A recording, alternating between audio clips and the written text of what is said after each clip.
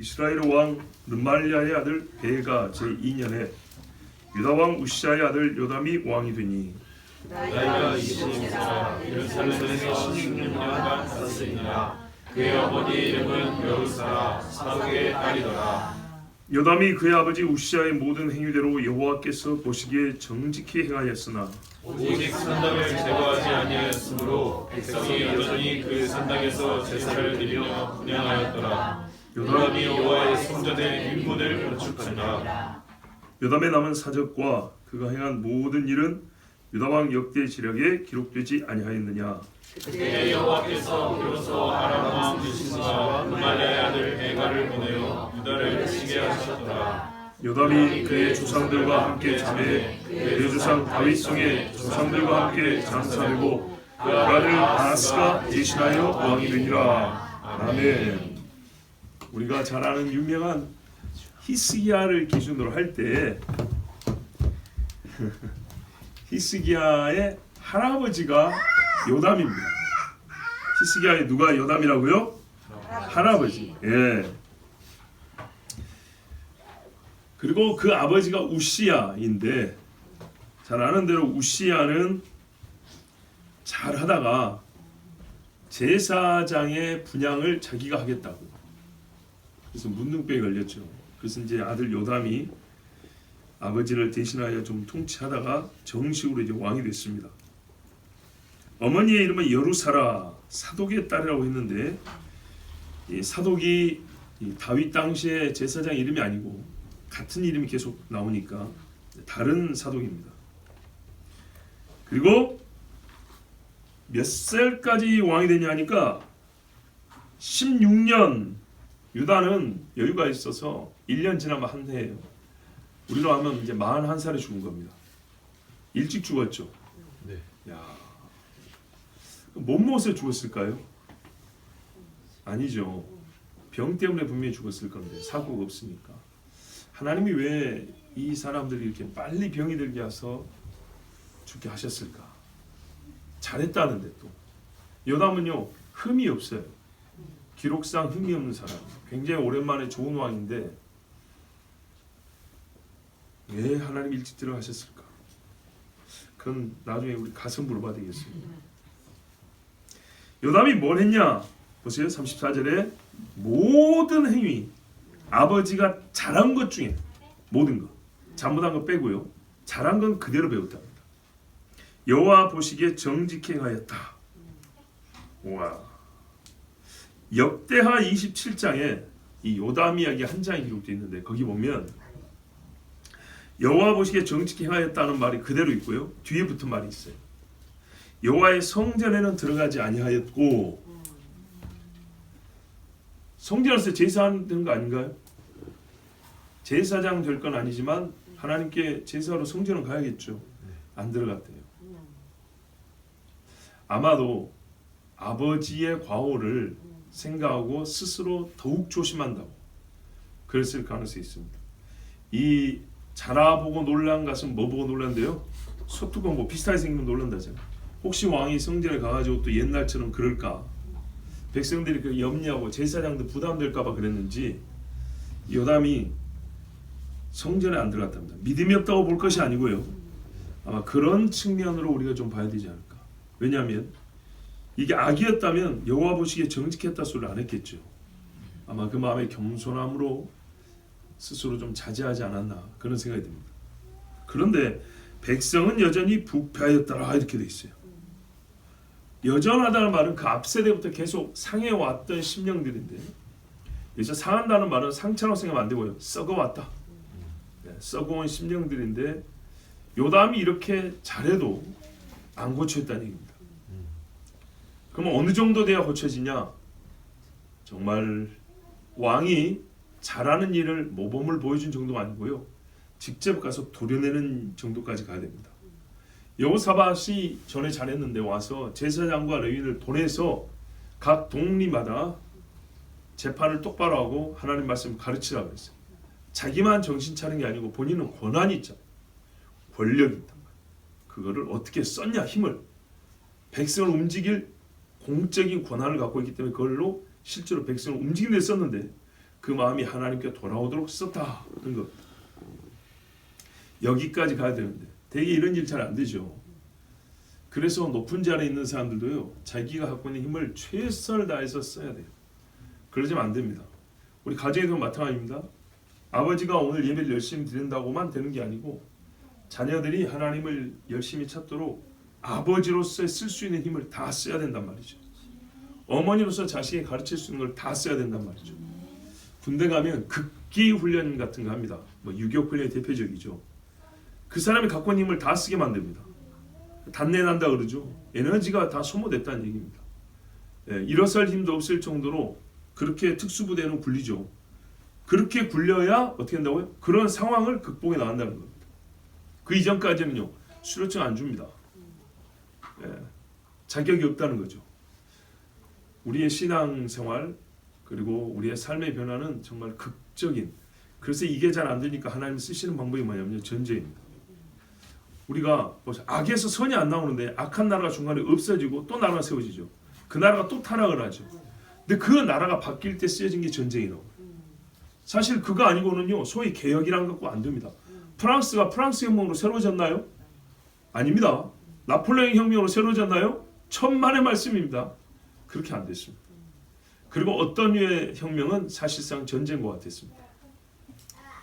악을 없애는데 하나님께서, 인간은 선한 자가 없기 때문에 결국 이 총칼이라는 것도 좋은 건 아니지만 그 이전의 악을 심판하고 소멸하는 방법은요, 사람들이 맡겨놔서 자기들이 제도를 개선하고 교육을 똑바로 하고 문화적인 어떤 뭐 발달을 하고 안 됩니다.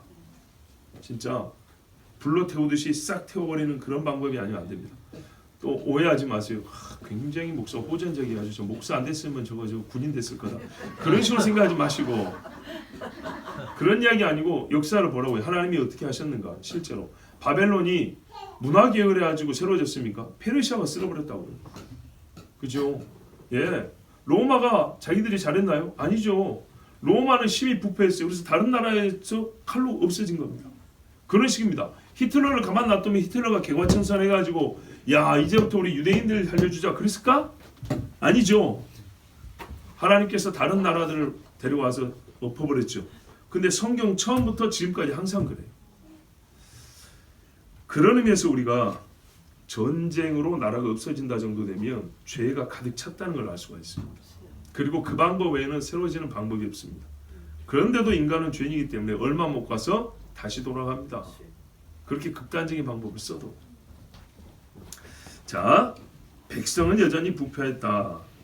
35절 보세요. 그러면 이것과 이제 상관해서 산당을 제거하지 아니하였으므로 백성이 여전히 그 산당에서 제사를 드리며 분향하였더라. 열왕기하에는 산당에서 제사하며 분향하였더라만 얘기하고 있고, 역대하에는 백성은 여전히 부패하였더라 그랬으니, 말로는 산당에서 하나님께 예배한다 했지만 실제로는 바알과 아세라를 은근히 대놓고 또는 자기들의 어떤 종교적 욕구를 충족하기 위해서 문화적 또 먹고 마시는 쾌락의 충족을 위해서 이 산당을 써먹었다는 얘기입니다. 대개 산당은 산속에 들어있습니다. 잘 모릅니다. 그리고 산속이라는 것 자체가 사람에게 은폐되어 있기 때문에 사실 그런 곳에서 깨끗하고 정결한 일을 기대하기가 매우 어렵습니다. 그때 요담이요, 이거를 제거하면 좋은데 못했다는 거죠. 그래요 여러분. 오래 먹은 것은 왕이 한 사람이 그걸 다 해결하지 못합니다. 지금 반복된 거 보세요. 왕들은 개중에 좀 괜찮은 사람들이 나왔다 하지만 항상 단서가 뭐가 붙어있냐면 산당은 제거하지 못했더라, 산당은 제거하지 못했다 이렇게 돼 있어요. 자, 다윗의 열심이 있지만 다윗은 사울을 이기고 나라를 세울 때였기 때문에 표현하자면 권력이 대단했어요.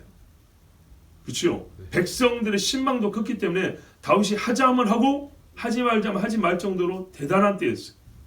사울 편에 있던 사람들도 다 돌아올 정도인데, 그런데 그 이후의 왕들은요, 솔로몬 이후의 왕들은 그렇지 못해서 그들이 가진 의가 있었을지라도 백성을 이기지 못해서, 다윗도 사실 요압을 이기지 못했잖아요. 그런 것처럼 이기지 못해서 산당을 제거하지 못했으니 다른 나라는 고사하고 자기 나라 안에 있는 산당 하나 제거하지 못할 정도의 왕이다. 이게 절대 왕정 시대하면 우리가 뭐 막연한 생각을 갖고 있어요. 왕이 곧 나라고 왕이 곧 법이고. 그런데 보세요. 산당 하나 못 없앤다고. 오래 묵고 만연되어 있고 사람들이 좋아하는 것은요 쉽게 못 없앱니다. 거꾸로요. 사람들이 좋아하고 많은 사람이 따르는 것은 왕이 그것을 덩달아 따라가고 지지해 줄 수밖에 없는 그런 경우도 있겠죠. 이건 어느 시대나 똑같습니다.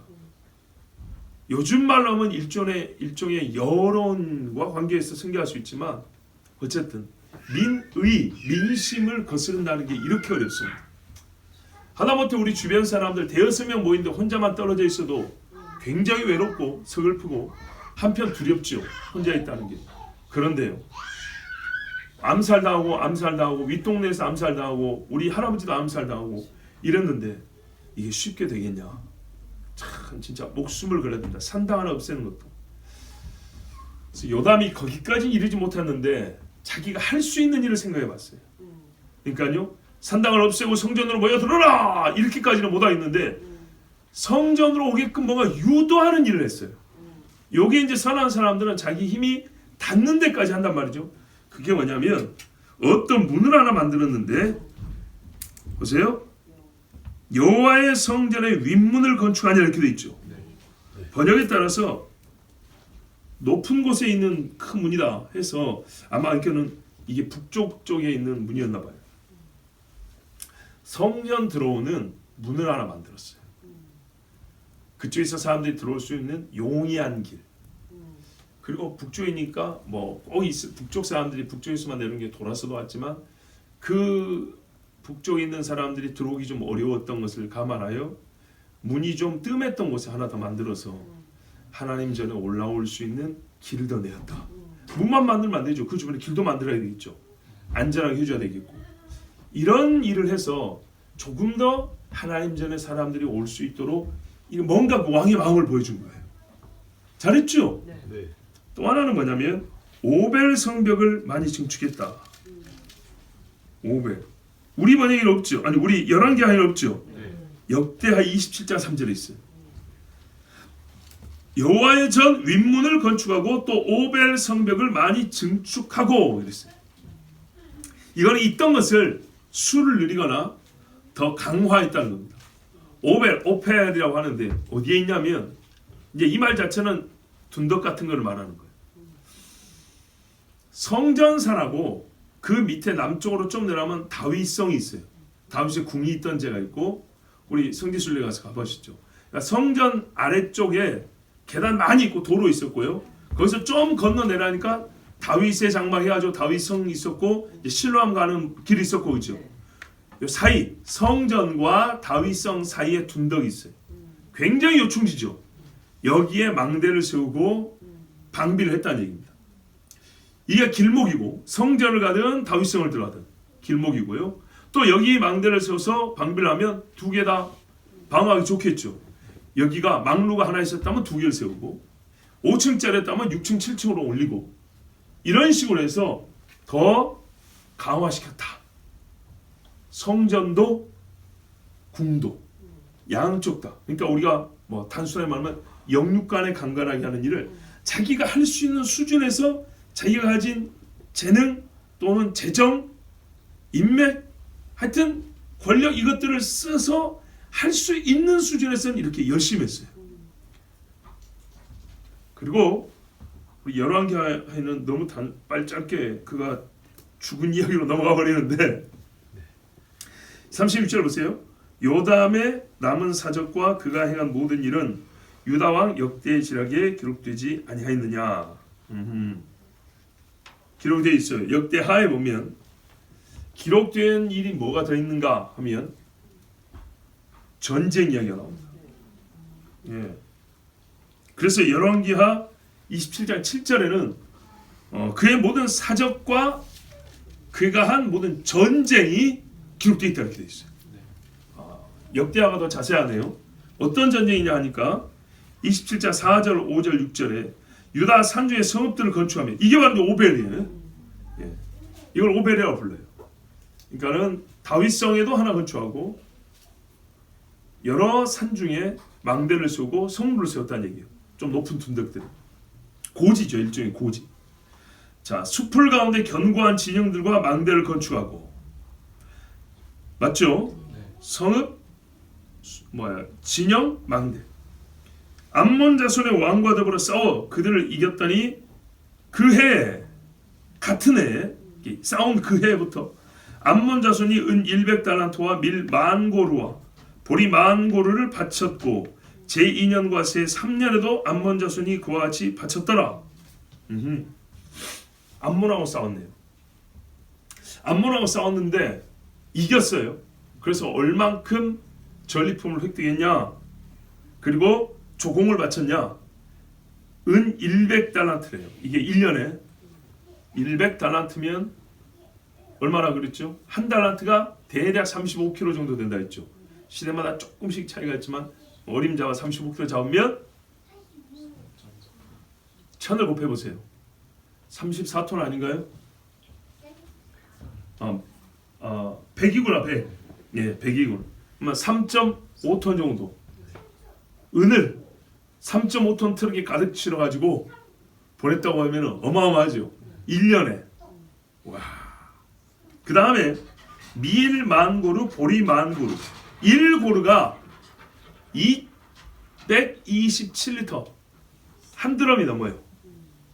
1고루가 한 드럼이 넘으니까 만이면 얼마입니까 이게? 만이니까 만 드럼? 그쵸?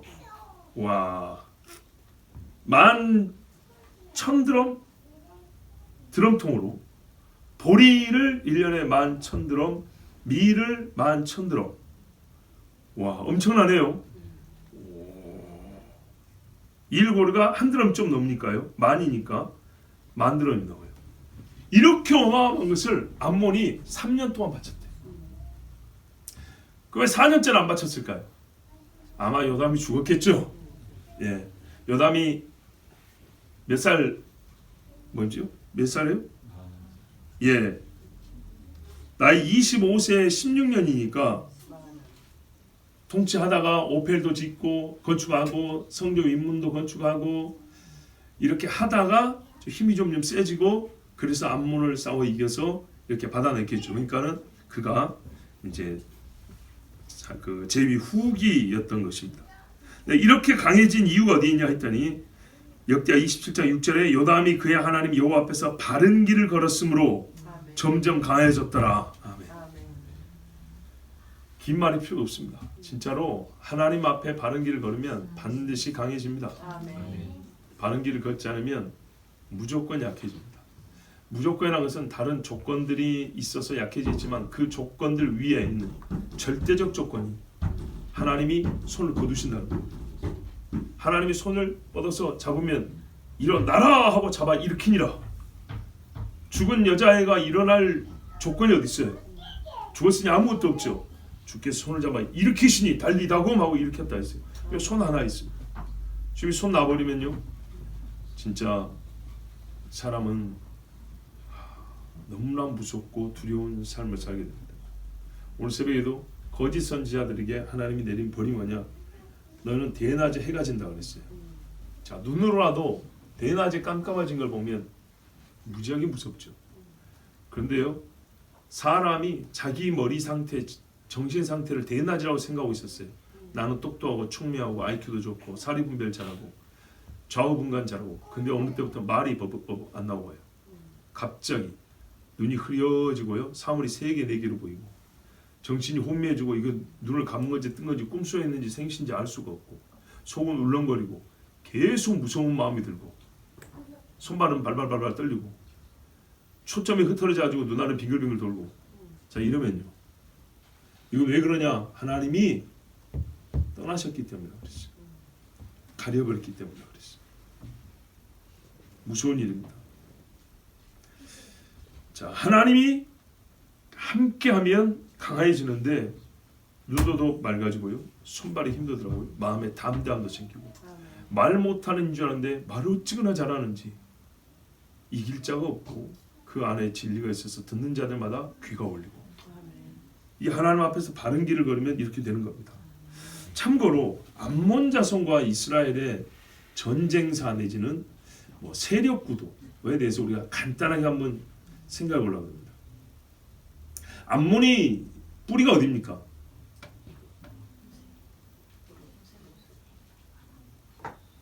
롯, 그렇죠? 롯의 둘째 딸, 그렇죠? 참 비극적인 사건입니다. 거기서 시작됐습니다. 어쨌든 간에 아브라함의 친족입니다. 그러니까 좀 멀지만은 형제가 아니죠. 그래서 하나님이 신명기에 보면 민수기나 신명기에 이스라엘이 가나안 땅에 들어갈 때 딱 거기 강 동편에 요즘 말하면 사해 오른쪽 이 모압하고 암몬이 있단 말이죠. 그래서 하나님이 뭐냐면 밑에 에돔부터 시작해서 에돔, 모압, 암몬은 형제니까 너희들한테 딱 안 준다. 건들지 말고 싸우지 말고 조용히 가라 그랬어요. 그래서 이스라엘이 싸울 생각이 없었습니다. 그런데 그때 당시에 거인족들이 이 땅을 일부 점령하고 있었어요. 그 거인족들과 싸우다가 그 땅을 이스라엘이 차지하게 된, 다는 아니지만 일부 이렇게 차지하게 된 그런 사례가 있습니다. 그 뒤에 요단강 동편이니까 맨 밑에가 에돔이고요. 그 다음이 모압이고 그 위에가 암몬입니다. 암몬이 제일 위에가 있어요. 그래서 암몬이 갈릴리 바다 바로 그 밑에 쪽에 있어가지고 길르앗 땅하고 붙어 있어요. 길르앗 장군 누가 유명하죠? 입다. 요때부터 이제 암몬하고 싸웁니다. 암몬이 와가지고 야 너희들 왜 우리 땅 뺏어갔어 그랬어. 내놔라 이런 거예요. 벌써 300년이 넘었는데 그때 입다 하는 말이 그거죠. 맞아 하나님이 너희 땅 우리한테 안 준다고 했어. 우리도 너희 땅을 차지할 마음은 없었어. 근데 거인족들이 우리를 치러갖고 우리가 싸우다가 어쨌든 정식으로 너희가 거인들한테 뺏긴 거고 거인이 우리한테 싸움을 걸어왔으니까 우리는 싸우다 보니까 그들을 물리치고 자연스럽게 차지한 땅이야. 그리고 야 350년쯤 지났는데 왜 이제 와서 난리야.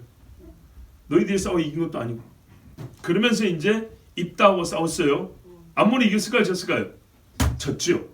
졌어요. 입다가 이겼어요. 그 다음에 어떤 경우가 있냐면 다윗 때 이제 가만히 있으면 됐을 건데 다윗이 모압하고 암몬하고 다투지 않았어요. 사울 집안하고 싸우고 블레셋과 싸우느라고 이쪽에까지 적을 들 필요는 없었거든요. 근데 이놈들이 다윗에게 이제 시비를 거는 일이 벌어졌어요. 한 번은 암몬의 왕 나하스인가 누가 이렇게 죽었어요.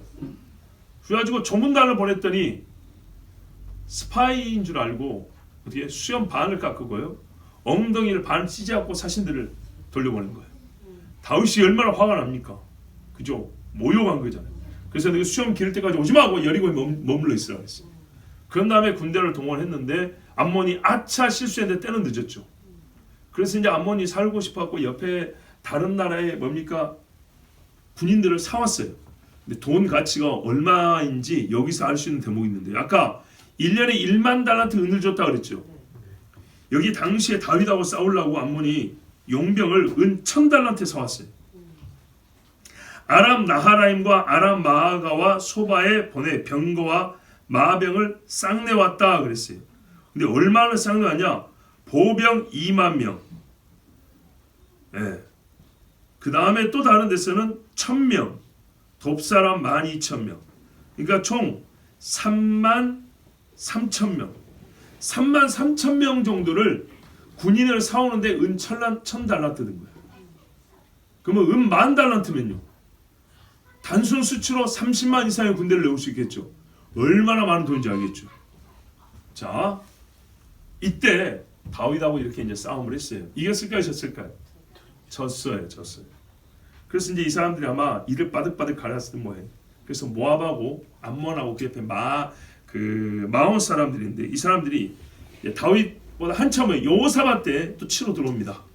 기습 공격을 하는데 그때 여호사밧이 하나님께 기도하고 이기리라 해서 브라가 골짜기, 나팔 부는 골짜기에서 찬송 부르고 지그들끼리 싸워서 다 죽고 그래서 또 암몬이 이스라엘을 못 이깁니다.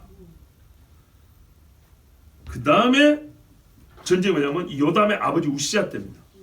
우시아 때 역대하 26장에 보면 블레셋과 싸우고 또 그 다음에 아라바 속에 있는 사람들과 싸웠는데 그때 암몬 사람들이 우시아에게 조공을 바치매 우시아가 매우 강사하여 이름이 애굽 변방까지 퍼졌다라 이렇게 돼 있어요. 근데 이 사람들을 우시아의 아들 요담이 또 쳤다는 거는 우시아에게 조공을 바치다가 죽으니까 또 슬그머니 빠져나왔던 모양이죠. 그러다가 요담이 처음에는 자기 이제 할 일이 많으니까 신경 못 썼다가 몇 년 지나고 나니까 이것 봐라요. 그래가지고 다시 또 친 겁니다. 그래서 역사 전체를 보면 암몬은 이스라엘을 못 이깁니다. 입다 때 사사 때 이스라엘이 엉망이니까 암몬 사람들이 도둑질하고 노략질을 좀 했지만 전면으로 붙어가지고 암몬이 이스라엘이 이제 한 번도 없습니다. 대단하죠. 뭐가 대단하면 하나님이 이 롯의 자식들이 말입니다. 이스라엘에게 롯을 치게도 못하고 땅도 안 준다 그랬지만 감히 롯이 야곱의 땅을 빼앗지 못하도록 야곱을 지배하도록 하는 적이 한 번도 없습니다. 참 놀랍게도 에돔이 이스라엘을 다스렸다. 암몬이 이스라엘에게 종을 받았다. 모압이 이스라엘을 복속시켰다. 이런 말이 없어요. 그죠? 끝에 가서 아수르나 바벨론 뭐 이런 케이스가 있지만은 이스라엘의 주변나 하다못해 블레셋 맨날 싸웠던 블레셋마저도 진짜 우리가 자세히 보면 수많은 전쟁이 있었지만 한 번도 하나님이 그들에게 이스라엘을 내준 적이 없습니다. 그러니까는 아수르 바벨론에 잡혀간 건 진짜 하나님이 참고 참다 이 백성을 새롭게 하기 위하여 그런 것이지 하나님이 그때까지 이 모든 전쟁을 돌이켜보면 얼만큼 많이 지켜주셨는가를 우리가 알 수가 있습니다. 자, 그때 37절 보세요. 여호와께서 비로소 아람 왕 르신과 르말리아의 아들 베가를 보내 유대를 치게 하셨더라. 우리가 지난주에 미리 땡겨봤는데요. 요 밑에 16장 가면 아하스 왕 나오죠. 이제 요담의 아들 아하스 때 사실 이 베가가 쳐들어옵니다. 아하스 때. 근데 지금 우리 37절에는 요담 때라고 돼 있죠. 모순일까요? 모순이 아니고요. 이렇게 보시면 됩니다. 그때라는 말이 꼭 요담의 어느 한때가 아니고 그때쯤 하여. 자, 요담이 이제 거의 죽어갈 때입니다. 예, 요담이 16년 동안밖에 안 있었기 때문에 거의 그의 생이 끝나갈 때쯤부터 해가지고 좀 약해졌겠죠. 그러니까 저 북쪽에 아람과 북이스라엘이 연합하여 이때 틈을 노려서 유다를 치자 하고 조금씩 때를 노렸던 겁니다. 그때쯤부터 이런 말입니다. 그러다가 요담이 죽고 그 아들 아하스 때 이제 본격적으로 쳐들어왔고 그때 이사야가 사역하던 중이라 여호와께서 당신에게 구원을 주실 것이니 두려워하지 마소서 징조를 줄 터이니 하면서 이제 징조 얘기 나오고요. 보라 처녀가 잉태하여 그리고 아하스의 해 일령표 요 이야기가 이제 그 뒤에 이어지는 겁니다. 이 아하스 때 해시를 하나 만들었어요. 네. 자, 그러니까 그 당시에라는 말은 요담이 재위할 때가 아니고요. 요담이 재위하는 그 마지막쯤 해가지고 하나님이 이 르신과 베가를 보내기 시작했다 이런 말입니다. 그리고 대전쟁에 앞서서 되게 징조가 있는데 소부대끼리의 싸움들이 가끔 있습니다. 간을 보는 겁니다. 여기 한번 찔러보면 이 나라의 방비 상태가 어떻구나. 저기 한번 딱 건드려보면 우리가 이렇게 살짝 건드면 군인들이 이렇게 움직이는구나. 이걸 살펴보기 위해서 전면전을 하기 전에 살짝 소규모 부대를 보내거나 정찰 때나 수색 때 혹은 뭐 옛날 무장고비 같은 것도 있죠. 이런 거 보내가지고 한번 테스트를 해봅니다. 이런 식으로 해서 요담 때 아마도 소규모의 전투들이 조금씩 있었을 것이고 그리고 요담이 죽고 아하스 때에는 전면적으로 북쪽의 두 나라가 유다까지 쳐들어왔다 이런 말입니다. 그리고 38절 요담이 그의 조상들과 함께 잠에 조상 다윗성의 조상들과 함께 장사되고 그 아들 아하스가 대신하여 왕이 되니라. 죽었습니다. 몇 살에 죽었습니까? 41살이죠. 네. 41살에 빨리 죽었습니까? 오래 살았습니까? 빨리 죽었죠. 여러분 이스라엘 왕 중에 제일 오래 산 사람이 누군지 아세요?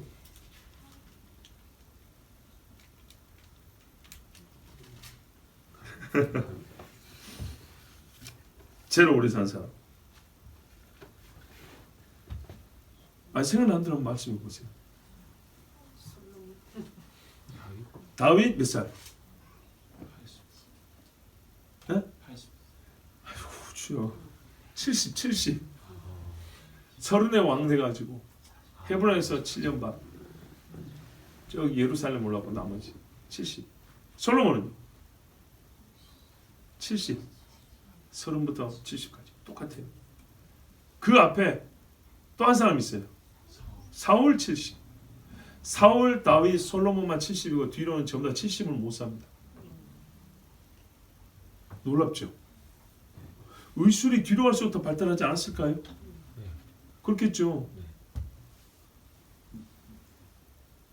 사울은 그것도 전쟁에서 죽었어요. 더 살을 수 있었는데.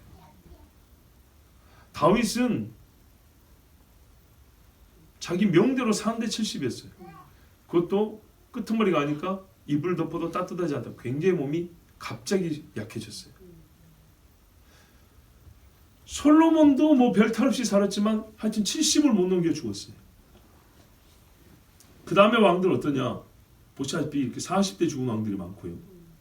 40 못 돼서 죽은 아들도 있고, 아니면 보통 50대 죽습니다.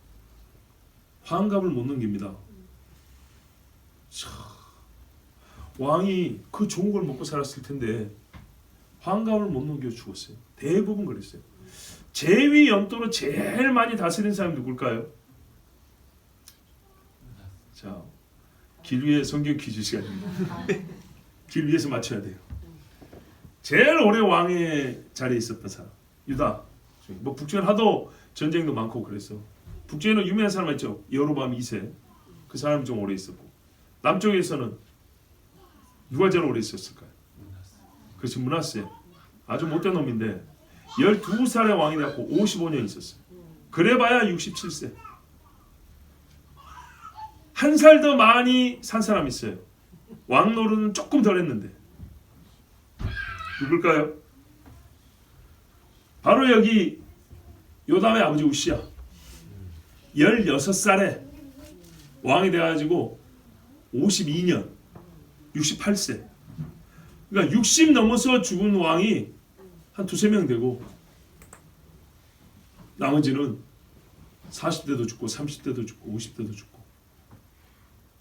여기서 우리가 한번 생각을 해봐야 되겠어요. 시편 90편에 보면 뭐라고 되어 있습니까? 10절에 우리의 연수가 70이요. 보통은 70이라는 얘기입니다. 그러니까 솔로몬, 다윗이 딱 하나님이 정하는 거기까지 사는 거죠. 그리고 진짜 강건하면, 야, 보통이 아니라 야, 저 사람은 진짜 건강해. 강골이야. 웬만해서는 감기도 안 걸리고 떨어져도 뼈도 안 부러져. 이런 사람들이 80 가더라.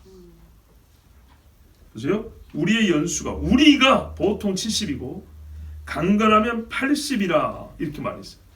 자, 그러니까 여러분, 의사들이 100년 넘게 살겠다고 별의별 약을 만들어 내는데 그래서 한 3, 40년 더 살다가 지옥 갈랍니까? 약 먹으면 지옥 간다는 말은 아니지만 하나님 말씀에 우리가 일단 마음을 좀 이렇게 좀 여미어 놔두는 얘기입니다. 분명히 하나님 뭐라 그랬다고요? 70이면 잘 살았다. 그랬다고요. 그럼 여기 이제 우리 70 이상 되신 분들 더러 계시죠? 하나님께 복 받은 겁니다. 아, 진짜로요. 아, 왜 그런 생각을 못 하세요? 아이고, 누구는 90 몇 살까지 살았다는데 나는 70만 돼도 골골하니. 원망하지 마시고 70을 못 살고 왕들이 다 죽었어요. 그런데 내가 지금 70이 되어도 걸을 수 있고 일할 수 있고 눈이 밝아 성경 볼 수 있고 오늘 예배당도 나올 수 있고 얼마나 감사합니까? 정말로요. 제 자신도 아직 50이 못 됐지만 느낀다니까요. 옛날만큼 이게 막지 않다는 걸 느낀다니까요. 그런데 70이면요. 앞으로 더 살아야 되잖아요. 살아봐야 사는 거지 살기 전에는 누구도 내가 70 되어서 이렇게 장담 못해요. 오늘 하루 하나님이 더 살게 해주면 한 살 더 먹는 거예요. 그러니까 젊은 분들은 별로 좋아할 거 없어요. 여러분 아직 40 안 됐잖아. 그죠? 젊다고 좋아한 게 아니고 연세된 분들도 여러분같이 젊은 시절 다 살아봤어요. 다 살고 더 산 분들이야. 근데 여러분들은 이 어른들만큼 그날까지 이룰 수 있을까? 모를 일이에요. 그날 가야 간 것이지. 그러니까 하나님께 정말 농담이 아니라 70이라도 살게 해달라고 기도해야 됩니다. 왕들이 이렇게 빨리 죽었어요. 내일 모레 갈지 누가 합니까? 농담 아닙니다. 농담 아니에요. 하나님 성경대로 내가 70이라도 살게 해주십시오. 그리고 내가 주를 위하여 살겠으니 강건하여 80을 살게 해주십시오. 이렇게 기도하셔야 돼요. 그리고 하나님 앞에 그 기도 자체가 주를 위하여 사는 겁니다. 그러니까 기도하며 예배하며 그렇게 사십시오. 어떤 목사님이 뭐 전문 통계를 낸 거 아니지만 살아보면서 우리 경험치로 볼 때 하나님께 예배하고 찬송하는 사람들이 이 후두 쪽에 병이 없더라. 별의별 암이 많잖아요. 이 목소리 내는 것과 관련해서 암도 많은데 성대나 뭐 후두암이나 뭐 입에나 별의별 게 되는데 그런 거 없더라. 하나님 앞에 크게 찬송하고 호흡을 다 맞추면 하나님 그 호흡이 나오는 길을 지켜줍니다. 아멘. 소리를 내어 찬송하고 고백하면 그 소리 내는 것들을 지켜줍니다. 아멘. 그런데 이게요 그냥 숫자만 기록된 게 아니었어요. 어떤 맥락에서 주신 말씀이냐, 왕들이 하도 빨리 죽어가지고 우리가 이걸 좀 한 번 더 지혜를 얻기 위해서 찾아봐야 됩니다. 왜냐하면 이 70, 80의 결론이 뭐냐면 지혜거든요. 90편 8절 보면 주께서 우리의 죄악을 주의 앞에 놓으시며 우리의 은밀한 죄를 주의 얼굴빛 가운데 두셨사오니, 죄를 하나님이 안다는 것부터 시작합니다. 그리고 하나님을 알고 계신 게 아니라 우리 눈앞에 딱 갖다 놓는데, 사람이요 무서워하는 게 어쩌면 자기 죄와 허물이 눈앞에 나타날 때 그러면 이제 벌벌 떱니다. 참 하나님 주신 양심이 얼마나 좋은지, 총칼이 올 때만이 아니라 내 죄가 눈앞에 보일 때 떨어요. 그러니까 하나님의 심판대 앞에 아무도 핑계 못할 것이 모든 죄를 갖다 끄집어 내놔버리는데 어떻게 하겠어요? 우리의 은밀한 죄를 주의 얼굴빛 가운데 두셨사오니, 옛날 우리 등삭이라 그러잖아요. 피름 넣고 빛을 비추면 이게 빛 쫙 보이잖아요. 그 모양이. 근데 우리 죄를 조명을 쏴주는데 하나님 빛으로 쏴버린대요. 가려진 게 있을까요? 싹 다 보여버리는 거죠. 히브리서에도 뭐라 했어요? 그래서 만물이 벌거벗은 것 같이 드러난다 이랬어요. 그림자 하나 없이 보여버린 거예요. 그림자가 있으면 숨기라도 하고 이렇게 꺾이고 안 보는 데 있겠죠. 하나님은 어떻게 비추는지 우리 죄에 대해서는 그림자가 하나도 없이 낱낱이 있는 그대로 다 보인다는 거예요. 그래서 우리 인생이 어떠냐? 우리의 모든 날이 주의 분노 중에 지나가며 우리의 평생이 순식간에 다했나이다. 금방 산을 보니까 70년 80년 그냥 지나가 버리는데, 이거를 지나고 돌이켜보니까 내가 하나님 앞에 죄를 지었잖아요. 아, 내가 하나님의 분노 앞에서 70년을 살아왔구나. 이제 그것도 끝이 다 왔어요. 심히 두렵죠. 이거를 20살 때 알았으면요, 음녀의 집에 갔을까요? 30살 때 알았으면요, 정말 세상에 명예, 돈 이루고 살았을까요? 조금 더 지혜롭게 살았겠죠. 그러면서 하는 말이 이 말이에요. 그렇게 순식간에 가버렸는데 우리의 연수가 70이요 강건하면 80이라도 그러면 뭘 자랑할겠냐? 그 연수의 자랑은 수고와 슬픔뿐이요 신속히 가니 우리가 날아가나이다. 진짜 지금 70, 80 사신 분들이 여기 앞에 계시니까 물어보세요. 금방 가버립니다. 금방 순식간에 쏜 화살, 그래서 쏜 살이라고 그러죠. 딱 놔버리면 샥 가버린 것처럼 그렇게 간다는 겁니다. 그리고 관역이 거의 도착할 때쯤 해가지고 뒤돌아보니까 이 화살이 날아온 길이 전부 다 하나님의 눈이 이렇게 떠 있는데 그 앞에서 죄만 짓고 이렇게 빨리 왔다는 거예요. 근데 그것이 너무 빨라 이제는 멈출 수 없고 죽음이 눈앞에 내일모레 딱 왔는데 이거 어쩔 거냐는 거예요. 때가 돼서 돌이켜보니까 죄밖에 하나님 그 그림자도 없는 빛으로 비추는 그 앞에 내 죄가 70년짜리 죄가 쫙 펼쳐져 있고 이제 화살이 떨어질 때가 딱 됐어요. 누가 주의 노여움의 능력을 알며 누가 주의 진노의 두려움을 알리까? 그러니까 이 70, 80 이야기가 어디에 포장이 되어 있는 거 봐보세요. 인간의 죄, 하나님이 그걸 보시고 진노하신다는 이 김밥 안에요. 단무지 한 줄 들어있는 것처럼 70, 80 이야기가 그 가운데 들어있어요. 그래서 결론이 뭐냐? 이런 인생이기 때문에 우리에게 우리날 계수함을 가르치사 지혜로운 마음을 얻게 하소서 기도한 겁니다. 모세가 여러분 120년을 살았습니다. 남들보다 악하게 살려고 작정을 한 거 아니고 선하게 살려고 했음에도 불구하고 80년을 이미 살았지 않습니까? 80년을 살고 보니까 그 이후에 40년하고는 좀 다르죠. 앞에 80년을 보니까 이런 거예요. 내가 하나님의 지혜를 알았으면 이 80년을 다르게 살 수 있었어요. 그렇죠? 이 80년을 쏜살같이 달려가는데 그 살이 지나가면서 이를 생각해 보세요. 화살 뒤에 깃털 있죠. 거기다 먹물을 칠해가지고 쐈는데 그게 이제 종이 옆을 이렇게 싹 스쳐간다면 먹물이 쫙 칠해지겠죠. 그런 것처럼 하나님 앞에 죄를 이렇게 쫙 긋고 인생을 살았다는 얘기입니다. 내가 지혜가 있었으면 이 더러운 걸 묻히고 80년을 날아오지 않았을 것인데 순식간에. 그렇다면 이제 하나님이 80에 불렀을 때 나머지 40년 물론 120살을 살 거라고 기대하지는 않았겠지만 하나님이 사는 데까지 살게 하실 때 그는 어떻게 살기로 작정을 했을까요? 그리고 실제로 오히려 80이 넘은 이후에 모세는 진짜 지혜롭게 살았습니다.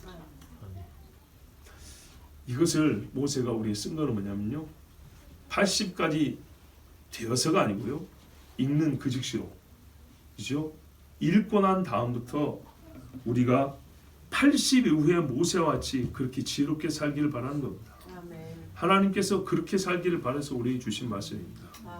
이미 70을 살았음에 감사할 일이고 80을 내다본다. 야, 이대로 가면 80도 가겠다. 얼마나 감사한지. 90도 가겠다. 100살도 가겠다. 진짜 감사할 일입니다. 그거 진짜 감사해야 됩니다. 매번 감사해야 됩니다.